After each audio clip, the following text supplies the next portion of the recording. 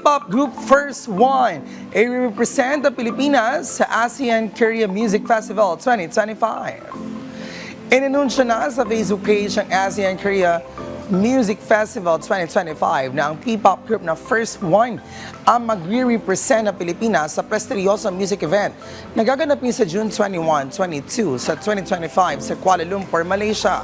Ang Round Festival na ito ay isang malaking oportunidad na naglalayong palakasin ang cultural exchange sa pagitan ng South Korea at ASEAN member states kung saan ma-highlight dito ang iba't ibang culture at artistic talents ng bawat representatives.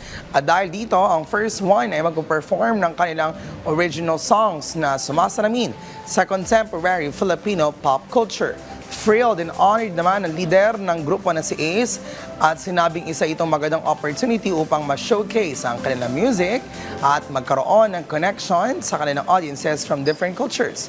Matatandaang napabilang na rin sa nasabing music festival noon ang Ben and Ben at SB19.